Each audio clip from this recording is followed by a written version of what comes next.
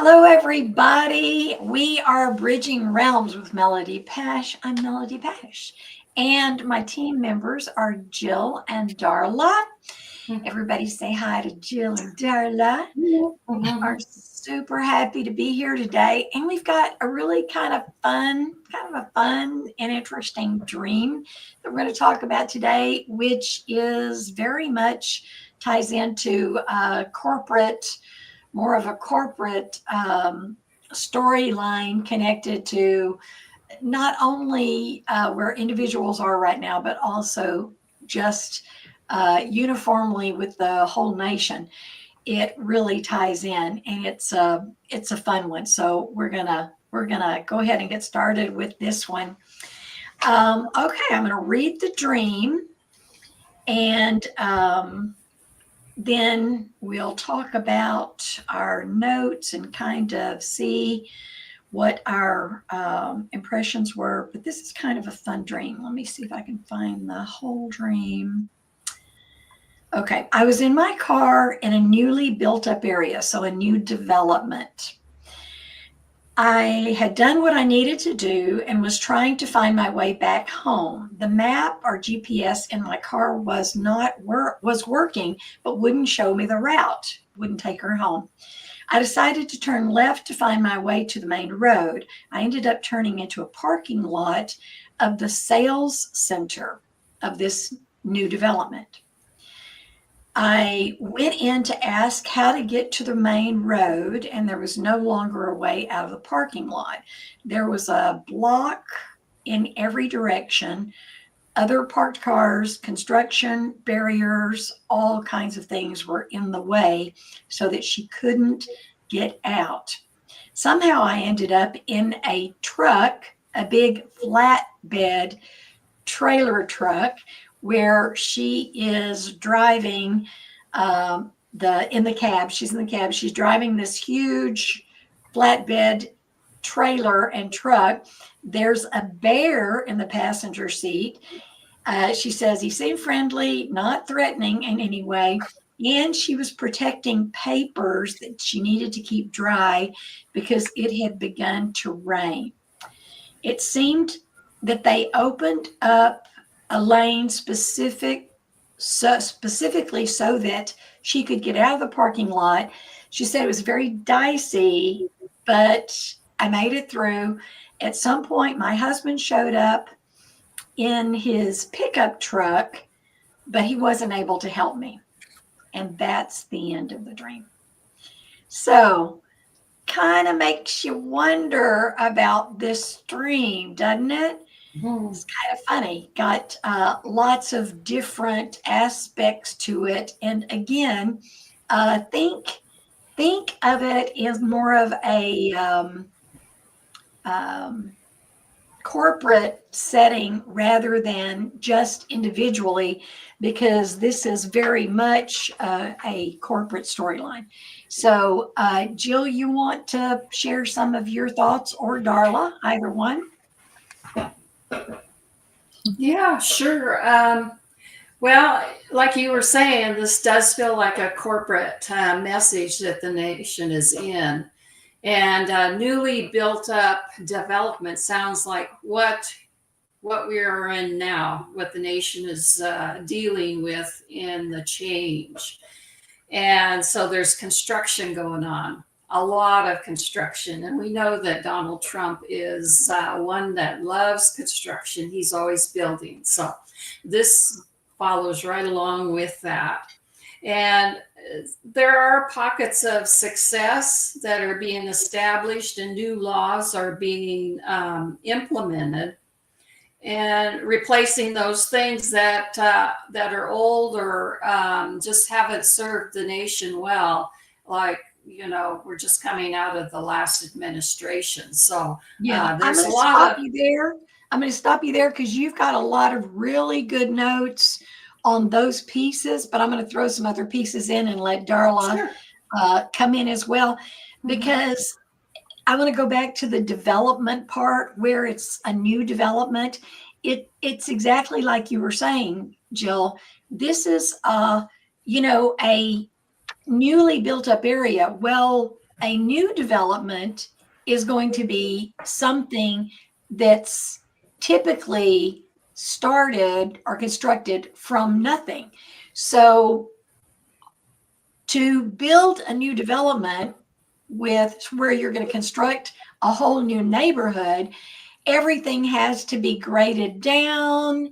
You have to get everything cleaned up. You have to clear the lots, and then you have to lay foundations. And the next thing you have to do is you have to cut in all the plumbing before you start putting in those walls and all of that. So you're absolutely right. All of that needs to be set. So there are areas of the government and not of the Constitution. We're kind of going back to the foundation, which is our Constitution, right? But there are areas that are having to be rewritten and having to start afresh or start anew, because the old system, it's like we were talking about earlier before we got on, talking about the old covenant, the Mosaic law or the law of Moses, as opposed to the new covenant, which is grace. Well, there has to be something brand new where the old stuff is no longer serving us. So you're absolutely right about that. Darla, you want to pipe in on some of that? Well, as you guys were talking, in my mind's eye, I saw this old farm boy with bib overalls and the straw hat and the knapsack over his back, walking down a dirt road barefoot. And then to see where he's going is to the big city, you know? Mm-hmm. And so, yeah, you go from what we do by hand, by work, taking much more time, to now, you know, this world that we're in, things happen that fast.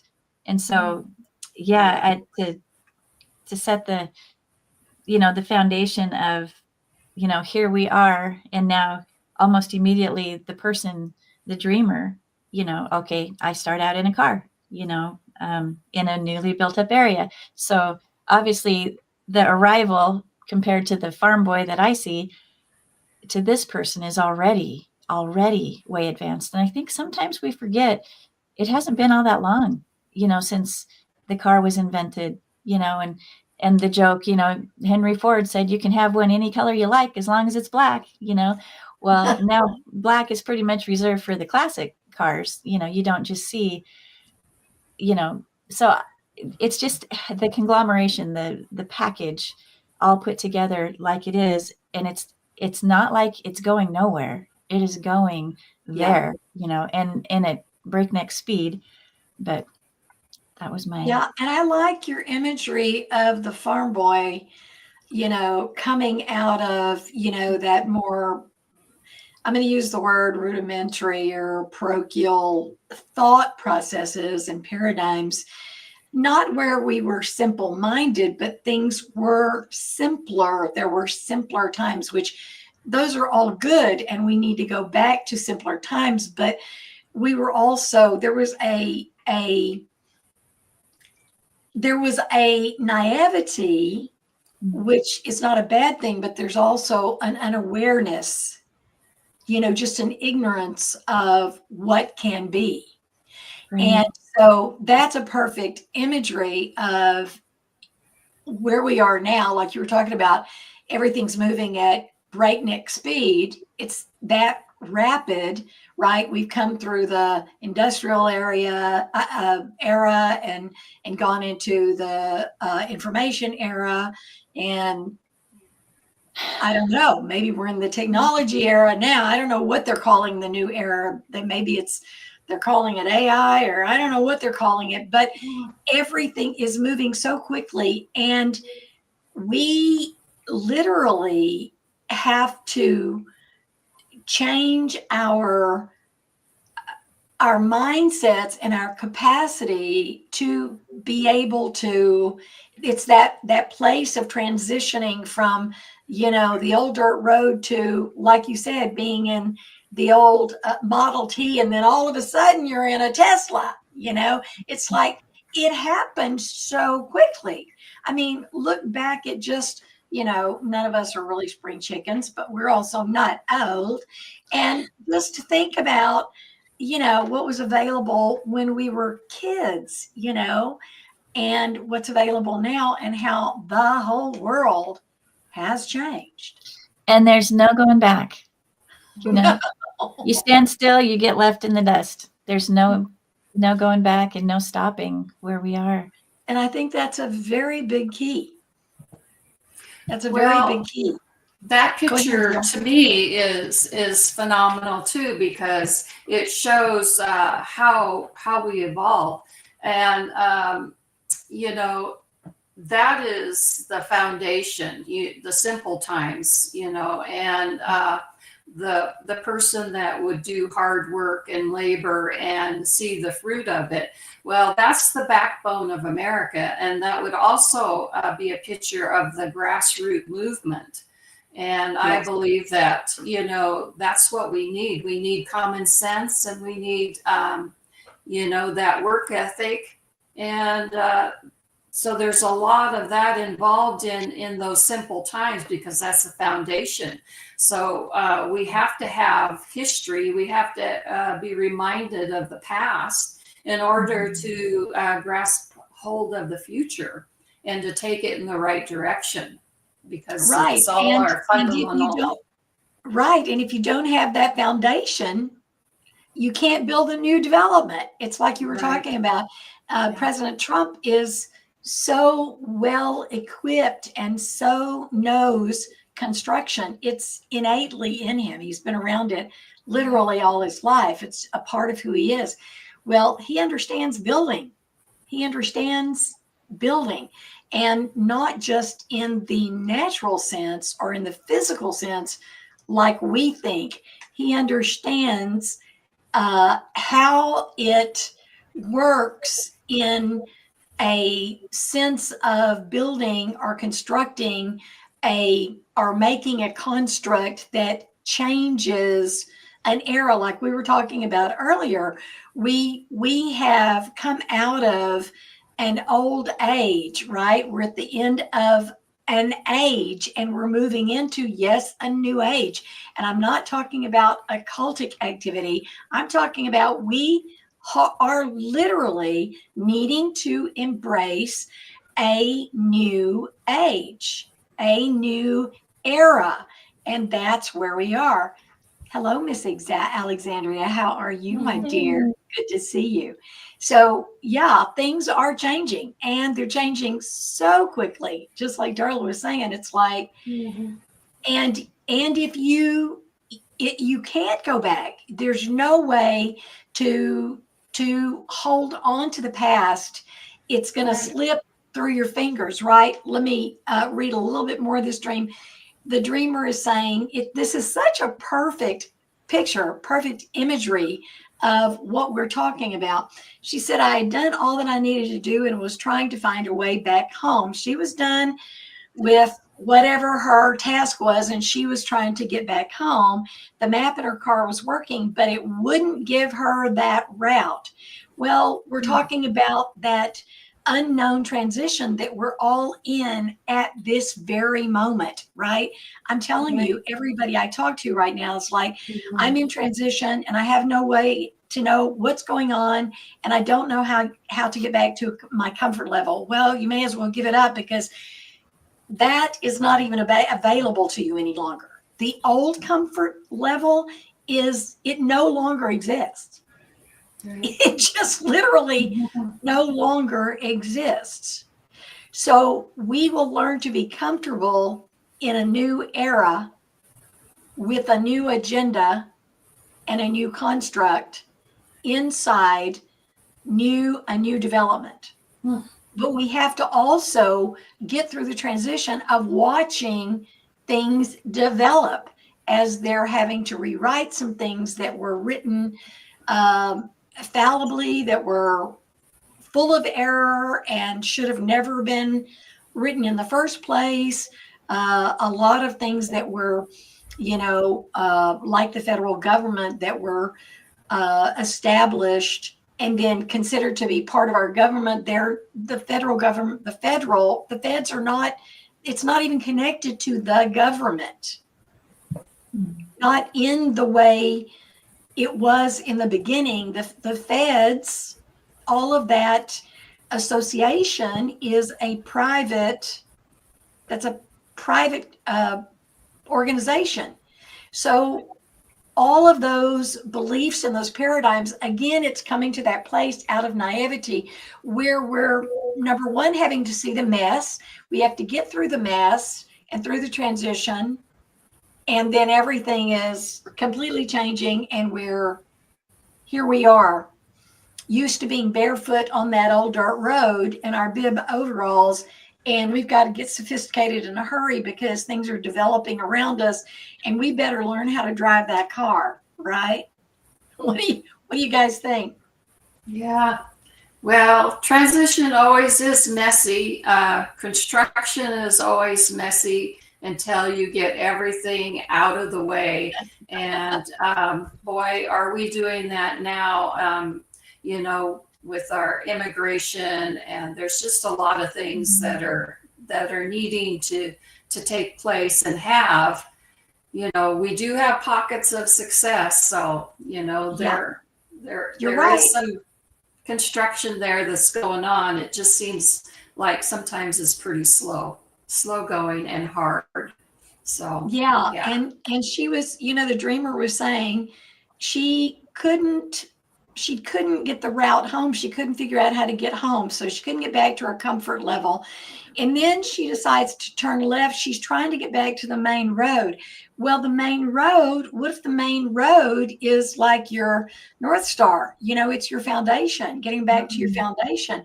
It's like God, that's where we're trying to get back to, is that very foundational. We're not going back to obsolescence. We're trying to get back to our foundation where everything was cut in and everything was set and prepared for all of the rest of the construction. But all of that has to happen first. And we have to get back to some of the foundational stuff because much of what was built in error and will have to come down. I mean, it will have to come down. I know people don't want to hear that, but it's the truth. Yeah. Well, and like the scriptures say too, unless the Lord builds the house, they who build it labor in vain. So any nail that we put in that wasn't of God has to come out, no matter how Well, isn't that the truth? back far in the beginning, it was placed. But Yeah, I mean, we look back at just, the all of the influence, which I hate to even use that word because it was really a bedrock in the building of the nation, which is secret societies and the Masonic. I'm just going to call it Masonic as a overarching umbrella. But that system has to come down. And there are many, many, many in the remnant and many people who do terraforming and warfare and land and regional and national and even international assignments that are praying into all of that, but that the Lord has called to tear down these systems. We're seeing those things torn down.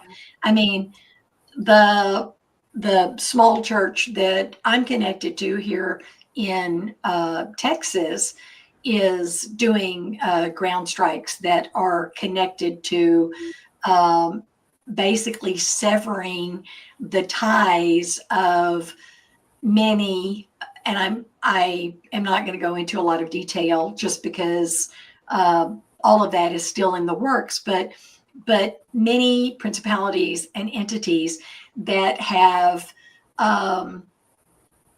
held established systems in place for decades, really a long time.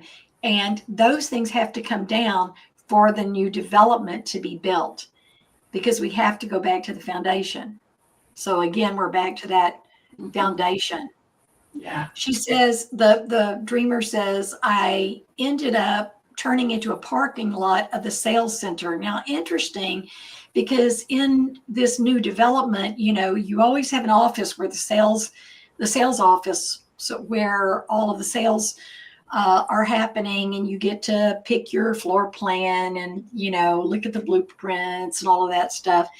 But parking, being in a parking lot, that's a holding place where an agenda requires a sales job, right? We have all been sold a bill of goods, and that has got to change. So it's interesting that she's held in the parking lot of the sales office. And Jill, you had some notes on that. You want to bring those up? Okay. Well, the parking lot would also be where we as a nation have been stalled, Oh, yeah. where the construction area is taking place. And we're forced to park there until those obstacles are removed. So it's a temporary place, but it's also, it's part of the process of reclaiming that area, that ground, that construction. And you were talking about true north. Well, we have to go true north, or we're going to end up with the same thing, and we don't want to go back into the same thing with the Illuminati and that type of thing. So and if we're not careful, and then I'll let you go ahead, but if we're not careful to tie in with what you're saying, that what happens is you get stuck in that holding place. Right. Well, and also the single car speaks of doing things individually, which we as voters, we vote, and that's part of it, that and praying. So we can do that as an individual, but now it's going to take something beyond that. It's going to take to move forward. It's going to take some unifying of the nation, to bring this together, to bring this out of what it was. So it's a phase. We've been through phase one, where we've done our part. We've been a good citizen. We voted, we prayed, and now corporately we need to move forward and unify, and to be able to step it up a notch and start constructing things. So it's going to take a group effort now from here on out. So no longer is the single car going to work. We need that. You're absolutely right. We need something for the long haul. Yeah, absolutely right. Absolutely right. Yeah, Darla, what do you think about that? I can see you thinking. Well, I think I kept seeing that parking lot as you guys were talking about it. And most parking lots have a way in and a way out. And when we start to gather in the pockets, like Jill said, you've done your share now. It's time to unite. But, do we go back? Do we try to go back? Because we have the choice. God's so good at always giving us the information, giving us the choice. Maybe not as much information as we'd like ever. But the whole idea is, where do we go from that parking lot? Do we move on to the other side and leave the other way that we came in and find out what's on that side of the world, what's on that side of the agenda, or do we get stubborn and plant our feet and think, nope, this worked, this is right, this is truth? How many times do we hear, if it's new, it's probably not true. If it's true, it's probably not new, and definitely in some areas, that's for sure. But there is no advancement where there is no newness. And if there isn't change, there really isn't life or growth. So it's that heart-rending place. You take a deep breath and make your decision.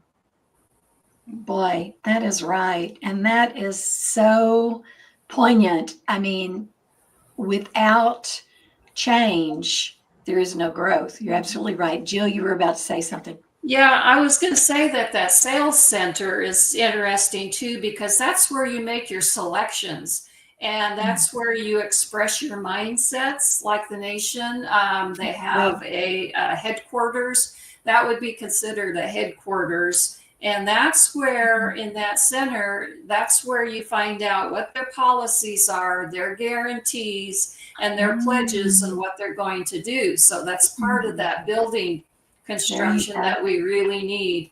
And so that is part of our responsibility to be informed of what our choices are and to get in sync with the right party. So it's That's right. And that's again your voting, but also I go back to the unification you were talking about, where the masses, I mean society has to come together in your, I won't use the word, but it certainly would apply, the collective consciousness, with like minds have to come together and also enforce. It right. doesn't really matter who's in a position if the public will enforce what their desires are. Yes, we need righteous men and women in those positions, and we're going to begin to see them step up more and more often and more quickly. I think 2026, we're going to see some people you've never heard of step up to the plate. And they're going to be people who love God, who love America, who love family, who have the right mindsets and the right morals. And they're going to be ready to pay the price. But we also have to keep our eyes open as a collective society, as one body together, as the nation, and say, no, that's not what we voted for. And so, no, you won't be doing that. Right. Or you won't be sitting in this seat next time round. Oh, yeah. Well, that accountability is really important. And I think that's what we haven't seen much of, that we're just now beginning to see some accountability where Yes. our elected officials are bringing people and subpoenaing them. And, so there is going to be some accountability coming. And boy, are we wanting that as a nation. Isn't that a beautiful thing? Yes. Finally. Yes. Yeah. Absolutely. I mean, I love that. I love that. Yeah. So the dreamer's talking about, this is what we're talking about. She's blocked on every side and every direction. Now, though, she's, in the truck. She's in the flatbed, right? She's already gotten into the truck. Or no, her car. She was still in her car. She was still in her car. She can't get, yeah, it's what you were saying, Jill. Individually, we're not going to be able to get there. We're not going to have the right direction. We're not going to have we're going to have all of the transition, the construction, the mess, the barriers, the big concrete barriers. Everything's going to be in our way. So we're going to be stuck. But then she says, somehow I ended up in a truck cab pulling a huge flatbed trailer. There we go. There we go. That's a huge transition where all of a sudden it's no longer an individual vehicle. And then she says there was a bear in the passenger seat. She wasn't afraid of it. And she had papers that she needed to keep dry, so she had to protect them from the rain. Well, a flatbed truck is something that carries supply, needed equipment, or brand new elements such as vehicles. You get new vehicles on the back of a flatbed truck. You get equipment for construction on the back of a flatbed truck. You get all kinds of supply that comes in on those big flatbed trucks. So there's a lot going on there. And then her paperwork being her credentials, connecting back again, being her credentials, she had to keep those very dry. And what if this was connected even to the sales slip? The price we've paid, because we did pay a price, and the nation, just through the wars and through all of the conflict, and there was a price paid for our freedom. We've got a sales slip that says this was all paid for and we can be free. And our freedom has been sufficiently paid for, but we have also been sufficiently paid for by Jesus, who paid the ultimate price for our freedom and for justice, which is where we are all hoping to be headed, right? And then I think I got something about the bear market, and so did Jill. So I'm going to let Jill. Go ahead and talk a little bit about the bear, because we both heard bear market, and then Darla will let you pipe in too. Okay. Well, also, first off, I wanted to say that the truck is something that goes across the nation. They haul things across the nation, so it's there for long term. And okay, so the bear could be the bear market, which is settled in and is traveling for the long haul. So for right now, that might be because we're still working the details out in the construction. So, we might not see that profit until things start, getting implemented and change comes in, and which I believe it will. And it's also, we might be the mindset that we have to bear it. We might have to bear things for a little while and be patient and make sure that that construction gets done and done right. So, and yeah, the papers are documents. It's those things that are set into law or need revision, is what I was thinking. Yeah. And the elements would be anything that comes against, that tries to muddy up the print or the results of the documents. So it's clarification. You want to keep them clear and clean, and where they're not destroyed in any way. It's goals. It's goals and what you want to see done in the nation. So it is documents. It's going back to our fundamental Constitution and those things that need to be set and protected. That's a good point. And the other thing about a bear market, going back to that, is that might be a good time to be investing before the prices begin to rise again.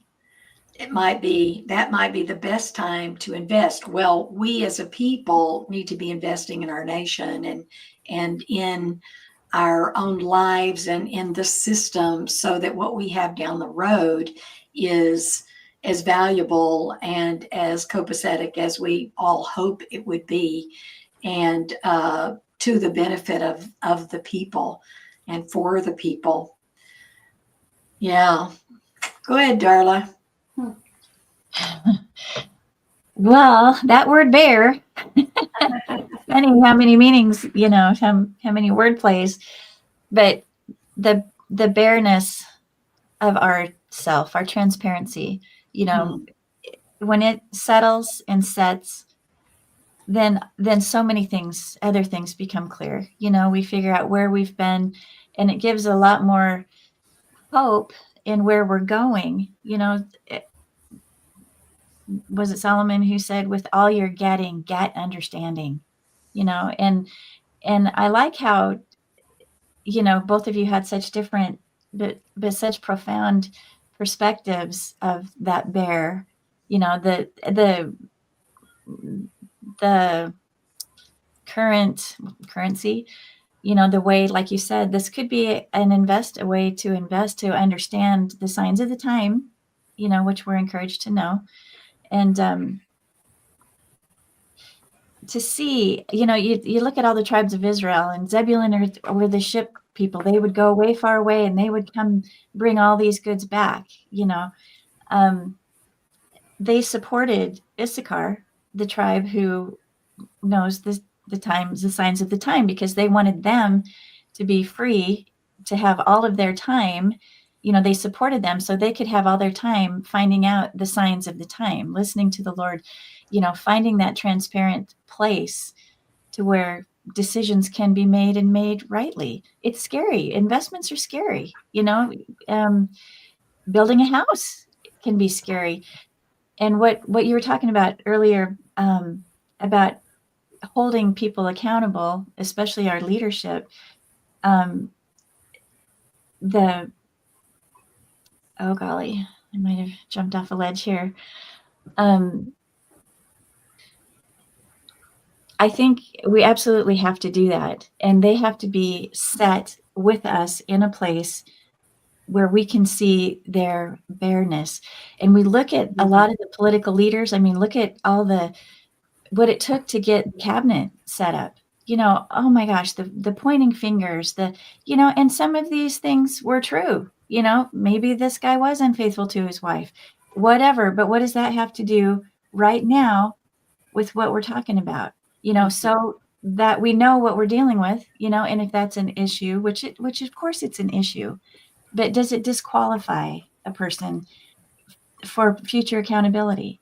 And instead of ruining a person just for a finger getting pointed at them, the reality is they can rise up just like a prodigal. They come home. They're given, the fatted calf, the ring, the coat. It's not okay to shun people that have gone and made those mistakes if they have come back transparent and ready to take their place of authority and inheritance. Yeah. So that bears a big deal, I think. Yeah, it really is. It really is. And I think the bear is definitely a benefit to the driver of that truck. It's important actually that he's there. And she said, I didn't feel threatened in any way. I wasn't afraid. It wasn't any of that. I love that. I love that. Yeah. And then she says, it seems they opened up a lane specifically so that she could get out of the parking lot. She says, it was still dicey, but I made it through. And at some point, my husband showed up in his pickup truck, but he wasn't able to help. Well, that, dicey situation where we feel like we're barely getting through. I mean, some things are going to get dicey before they get better. I believe that. And I think we've already seen some of that, coming out of that sort of narrow escape. It's like, but we are going to get where we need to be as a people, but it might be uncomfortable. And interesting that she mentions that her husband shows up in his pickup truck, which is a lot of times about, occupation, what we occupy in life. And husband is typically going to be an agreement. So I think that the agreement, the husband might actually represent the agreement of the past, which we made. There were many, many tacit agreements made, as you guys know, unaware, ignorance, leading us like sheep to the slaughter, and we're no longer there. So that agreement is not going to help us any longer. No. What do you think? Well, I was thinking that the bear was all, to bear it was also transparency. In order to move forward, we've got to be transparent, and that wasn't what was done in the past. It was all underground and behind the scenes. And now we're beginning to see what was really taking place. And so, yeah, it's something that we have to bear. And we also want to make sure that we're transparent, because moving forward, everybody's got to be on the same page. And the Yeah, accountability, the yes. accountability kind of forces a transparency. Right. Yeah. And it was like you were saying earlier, Darla, that place where we have got to be laid down before the Father and just give him everything. I mean, that's the only way we're going to get through this thing. Right? It's that place where, you know, you and I both were talking before we got on about we've been repenting our repenters off, and something else will come up the minute you get through repenting about something else. And the Lord is really, he is refining and that transparency and that laid down, you know, that submission in love is what where we have to be able to handle this. Absolutely. And on a personal level too, because we're all in transition, and we don't have our direction, you know, we don't have the map going forward. So we need to make sure that all that construction around our lives is laid bare, and, you know, that it's not in the way. Yeah, that's so good. Yeah, because, you know, if we're not willing to allow the Lord to reconstruct us, our mindsets, our paradigms, our programming, Oh, yeah. if we don't allow him to reprogram us, we're not going to be able to handle what is to come. We're not going to know what to do with it. And so there's going to be, you know, a moment where there probably will be a lot of confusion and a lot of disorientation. We're in some of that now. Some of the, even in the church, where it's hope deferred and disappointment and what just happened and what's going on, and because they can't see what's happening under the, we sometimes can't see what's happening under the surface, but there's a lot happening under the surface. Go ahead, Joe, you were going to say something. No, I was just thinking that, you know, that barefoot boy, that's, you know, that is the humility that the nation needs. But yeah, but to get up to speed, we're going to have to lay all that down and allow the Lord to start building us and giving us that direction. So we have to go back to headquarters, to that service station, and, you know, the Creator's service station, and get our information there, get our direction there, and before we can build, before we can move forward. So yeah, it's, you know, that parking lot isn't so bad in some ways, because that does put us on pause, and it does help us, gives us time to reflect, which life is so busy, you know, that you need some time to get your bearings, to get recalibrated. You know, it's pretty important that you have that time to reflect, because life could be so busy, and you're just like, you're going 90 miles per hour. And so if you get out of your little sports car and get into the flatbed truck, you know, things slow down a little bit.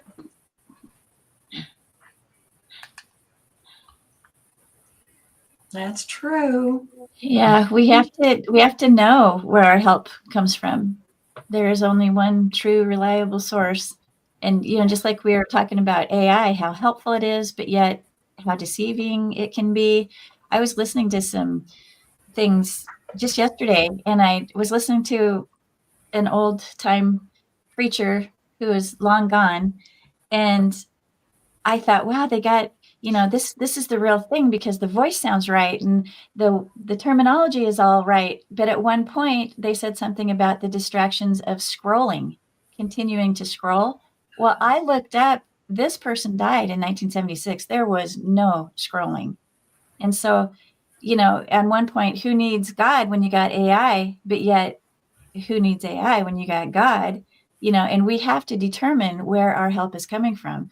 And it's hard to sort, did we just talk about this last week about the discerning the No. voice of who you're listening to? Is this really Yeah. something legitimate? Or, everything about it was perfect. It was good preaching. And then that scroll thing came up and I thought, yeah, somebody hijacked the voice and put out this really great thing, but it wasn't current and it wasn't from that person. So Yeah. And we're where not, does that- I'm not saying, I agree. And I'm not saying that AI can't be helpful. I'm with you. I right. think it can be very helpful, but I think we also have to discern. I think discernment, that's the big word. You said it. We've really got to discern.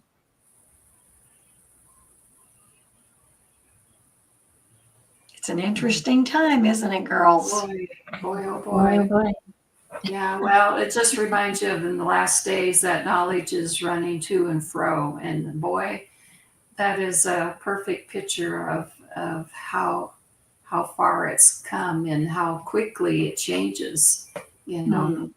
Now we're having to figure out, is this true or is this not true? Is this a real picture or is it not a real picture? It's Right. just really, really tough to know. So yeah, you And who just can really help? yeah, Like this person come along and couldn't help. well, you really need your foundation. You've got to stick with what is true, which is the Word of God, Yeah. and build on that, and use AI for research or whatever you need. But Mhm. yeah, Maybe. it's yeah, maybe. Yeah. I think, but hey, I feel sometimes the same way about Google. I'm like, Yeah. right?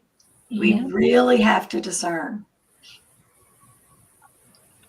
But I remember the days, when, and sometimes I still have those days when, sitting at the table, I've got 10 books all laid open, Strong's Concordance or Vine's Biblical Dictionary or something else. Yeah. But it's so convenient to have all of that online, and I'm glad it's all there. Right. But yeah, again, we really have to remember, and I think we have to give those things to the Lord too. It's just like, really, it even comes down to, I remember when my dad was um, alive and he was preaching, and he would sit and he would study, in his Schofield Bible or whatever, or the Wycliffe stuff, or maybe not the Wycliffe, I don't know, but whatever it was, all of these different translations and commentaries. He would have all these commentaries out, and I look back now at some of those commentaries and think, that sounds a little sideways to me. When you're really studying the word, really looking at what the word's about, and what it seems God was really saying. It's because it's very difficult to take things literally, and we tend to do that, don't we? As just humans, we tend to do that rather than allowing the Lord to reveal to us the interpretation. But so much, Jesus literally never taught, that I'm aware of, one teaching or one lesson that wasn't a parable, that wasn't symbolic. Can you guys even think of any lesson where he wasn't speaking symbolically? It seems like there are a few. They're not on the top of my head, but I remember years ago thinking that same thing, and that Really? it was a surprise and a treat to find that one where he used an actual name and an actual circumstance. Yeah, I think it's very rare. Yeah, very few. Yeah, because he loves and desires for us to pursue him to understand. Yeah. That's part of being relational with him. Yep. If we could understand it easily, why would we need him? So true. Well, and there's multiple meanings too. There's layers of process too. So Absolutely. that's how complex he is. It's just not one thing. It's many things, and whatever it is that he's referring to at that moment is what he's dealing with. So generations down the line, you could use the same passage and it might mean something different to you right now But still be accurate. and You know, still and be he's accurate. looking at big picture, like through the ages. He calls himself the God of Abraham, Isaac, and Jacob. So he's saying, I am a God of generations. So he's looking big picture at all the generations. We're very myopic. We're looking, you know, in the microscope at minutia.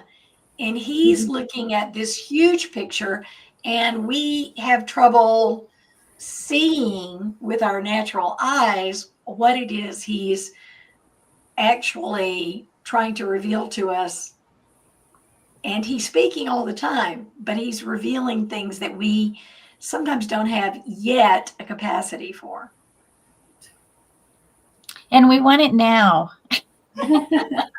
We microwave it, yeah. Turn right or turn left. Right. Yeah. And GPS, I mean, there's no work involved any longer except putting the address into GPS, right? Unless you're like my car. My car, I told the guys at the dealership a couple of weeks ago, I said, I don't know what's going on with my GPS, but my poor baby car, it's stupid because I'll try to put something in on the map and it will take me the opposite direction. And I know the way. But yeah, it's like, I don't know what it's doing. So we have to be careful what we trust, right? Right. Well, that could be AI. Yeah, the voice that we trust, we've got to be careful. And it goes back to what you were saying, Jill, and that is, or Darla, whoever was saying, our one source is the Father. We have to be so connected that we're discerning by his Spirit, by the Holy Spirit. Yeah. That was a really good dream, ladies. That was a fun one. It was fun. Yeah, and the truck, you need that power. You gotta plow through things. You gotta be able to haul and for the long haul. It's Yeah, not and just going to be one little season. It's going to be many. Yeah, it's got to be long term. And you're right, Jill, when you were saying, you got to have the big vehicle that's going to be able to carry, but it's also going to be slower and steady, but it can push everything out of the way. Anything that's in its way, it's gonna get through. Yeah. Yeah, that is a good one. Well, unless you guys have something else, I will let you go and we will talk to you next week. Yep, sounds good. All right. We love you guys. We're so glad you're here. Thank you for watching. Please like, subscribe, and share if you are so inclined. And we will look forward to seeing you again soon.